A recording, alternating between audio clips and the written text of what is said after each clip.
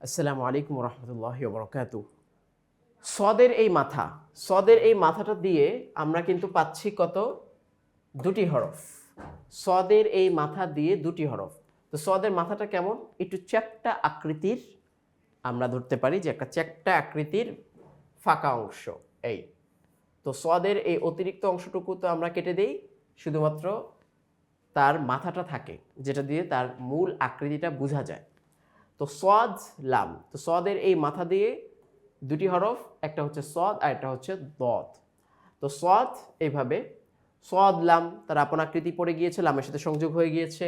দদ লাম, দদ উপরে একটা নোক্তা চলে আসছে সেজন্য সেটা দদ, সাথে লাম আছে। সদ ইয়া, ইয়ার তার আপন আকৃতি রয়েছে। আর একটা জিনিস খেয়াল করবেন অবশ্যই, ইয়া যখন তার আপন আকৃতিতে থাকে ইয়ার কিন্তু তখন নোক্তার প্রয়োজন হয় না। ইয়ার নোক্তার প্রয়োজন হয় তখনই যখন ইয়াটা কোণার আকৃতিতে আসে। তো এখানে সদ ইয়া হলো, এখানে হচ্ছে দদ ইয়া, এখানে সদ ইয়া লাম। তো সদের মাথাও আমরা পাচ্ছি, এদিকে এক কোণার নিচে দুটি নোক্তা আমরা পাচ্ছি, তার মানে ইয়া, সদ ইয়া লাম। এদিকে দদ, সদের উপর যেহেতু নোক্তা রয়েছে, এক কোণার নিচে দুই নোক্তা থাকার কারণে ইয়া, এদিকে লাম, দদ ইয়া লাম।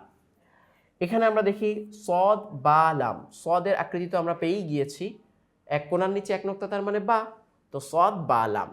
এদিকে সদের উপর নোক্তা আসার কারণে দদ, দদ আর কোণার নিচে এক নোক্তা থাকার কারণে বা, দদ বা লাম। এখানে সদ নুন লাম, সদের আকৃতি এক কোণার উপরে এক নোক্তা আর লামের তার আপন আকৃতি। দদ নুন লাম, তো দদ সদের উপরে নোক্তা থাকার কারণে, এক কোণার উপরে নোক্তা থাকার কারণে নুন আর হচ্ছে নাম। সদ সিন লাম, তো সদের আকৃতিও বুঝতে পারছি আমরা, তিন কোণা থাকার কারণে সেটা সিন হয়ে যাচ্ছে আর পরে লাম। তো সদ সিন লাম, এখানে হচ্ছে দদ শিন লাম, দদ শিন লাম। তো একদিকে যেমন আমরা পার্থক্য করে প্রত্যেকটা হরফের ভিন্ন ভিন্ন এক একটা আকৃতি সংযুক্ত হলে কি হয় সেটাও শিখতে পারছি, আরেকদিকে আমরা সংযুক্ত হরফগুলোও শিখতে পারছি। আর এটা তো আমরা সবাই জানি, বাংলায়ও সে একই নিয়ম, যে একাধিক, দুই বা একের অধিক কোনো বর্ণ যদি একসাথে হয় সেটা কি হয়ে যায়? শব্দ হয়ে যায়। সেটা আরবিতে আমরা বলি দুই হরফ বা দুইয়ের অধিক হরফ একত্রিত হয়ে সেটা কি হয়ে যায়? লফজ হয়ে যায়, যেটা বাংলায় আমরা শব্দ বলে থাকি। তো একদিকে আমাদের শব্দও শেখা হচ্ছে, আর এদিকে আমরা হরফের আকৃতিগুলোও বুঝতে পারছি।